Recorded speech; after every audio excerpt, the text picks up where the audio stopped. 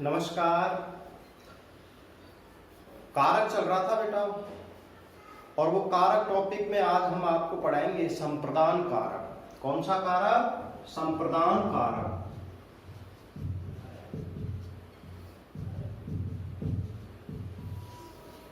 संप्रदान कारक, गौर से सुनना। संप्रदान कारक, अब संप्रदान जो कारक है इसका परसर्ग है बेटा के लिए। सामान्यतः तो बेटा के लिए ही आता है इसमें, या यहां के हेतु भी आ सकता है, के हेतु या के वास्ते या के निमित्त भी दे सकता है, लेकिन अर्थ वही आता है। अब सबसे पहली बात परिभाषा की आती है, तो यहां संप्रदान जो है आपका, इस संप्रदान का अर्थ होता है बेटा देना। संप्रदान का अर्थ क्या होता है? देना। संप्रदान का अर्थ क्या हुआ? देना। क्या हुआ? देना।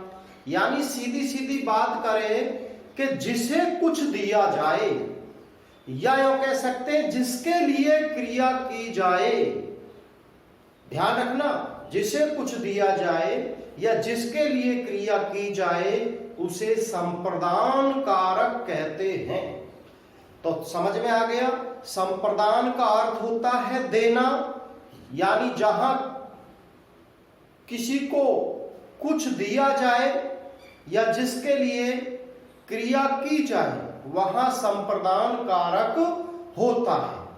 यह आपके समझ में आ गया अच्छी तरीके से, ठीक है। जैसे देखिएगा बेटा उदाहरण के लिए, अब आपको पता चल गया इसका परसर्ग तो ये है, परसर्ग एरिया।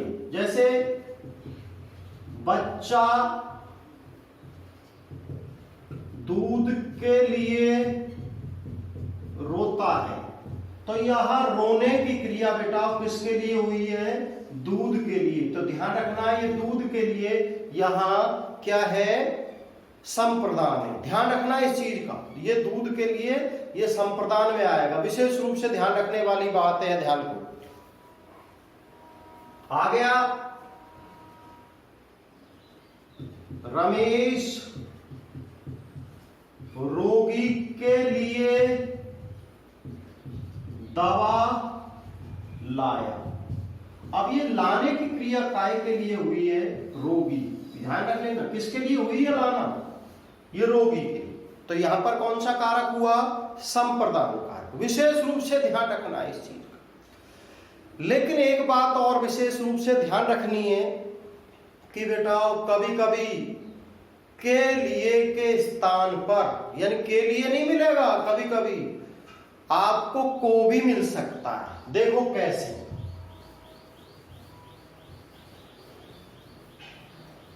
को भी मिल सकता है आपको, ध्यान रख लेना, ये ध्यान रखना है विशेष रूप से। जैसे लिख दिया मैंने, राजा गरीबों को दान देता है। लो, तो देखो यहां पर को आया है, के लिए की जगह नहीं आया, यहां पर को आया है। तो यहां भी कौन सा कारक होगा? संप्रदान कारक होगा। विशेष रूप से ध्यान रखने वाली बात है। लोग सूर्य को अर्घ देते हैं, जानते हो ना आप, ऐसे जल चढ़ाते हैं, तो लोग सूर्य को अर्घ देते हैं। तो यहां भी कौन सा कारक है? संप्रदान कारक है। अब मैं एक बात आपको बता दूं, कई बच्चों के मस्तिष्क में एक बात आ रही होगी कि भैया को तो कर्म में भी आएगा, को तो कर्म में भी आएगा और को यहां भी आएगा। देखो आप समझना, को जो परसर्ग है ये कर्म कारक में भी आता है। ये आपका को सा परसर्ग है, ये संप्रदान में भी आता है, कर्म में भी आता है और संप्रदान में भी आता है। अब आपके लिए बड़ी समस्या खड़ी हो गई कि सर पहचानेंगे कैसे? टेंशन नहीं लेने। देखो कैसे पहचानना है। जहां पर को देने के लिए, देने के अर्थ में या उपकार, उपकार के अर्थ में आएगा, वहां तो किसी को कुछ देने के अर्थ में दे रहा है, पता चलेगा कुछ दिया जा रहा है, या उपकार किया जा रहा है, या दान दिया जा रहा है, इस तरीके से, तो वहां तो आएगा ये संप्रदान। और इसके अलावा आएगा बेटा कौन सा, कर्म कारक। देखो मैं एक बात बताता हूं, देख लीजिए कि रमेश गाय को बांधता है। समझना गौर से, दो सेंटेंस लिख रहा हूं। रमेश गाय को भूसा देता है। लो, दो सेंटेंस है, यहां भी को है, यहां भी को है, इस तरीके से आएगा, पहचानना है बस और कुछ नहीं है। तो आप देखो यहां जो को आया है तो वो केवल नॉर्मल को है, सामान्य को है।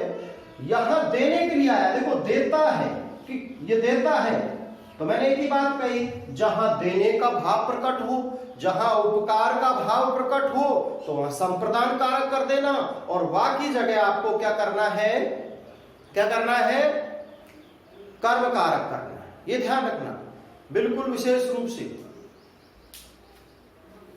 ठीक। तो ये आपका संप्रदान कारक मैंने बताया, संप्रदान कारक। तो विशेष रूप से ध्यान रखना, इस बात का विशेष रूप से ध्यान रखना। एक नियम और बताता हूं छोटा सा, कहीं आपको दिख जाए चाहिए, चाहिए के अर्थ में भी, चाहिए के अर्थ में भी संप्रदान कारक होता है। ध्यान रखना, चाहिए, मुझे लड्डू चाहिए, कोई पता ही नहीं चल रहा, मुझे लड्डू चाहिए, चाहिए आ गया, बिल्कुल कोई नहीं, समझ में आ गया, यहां पर संप्रदान कारक है। तो ध्यान रखना इस बात का विशेष रूप से। तो चाहिए के अर्थ में भी यही आएगा, विशेष रूप से ध्यान रखना, ठीक है, ओके।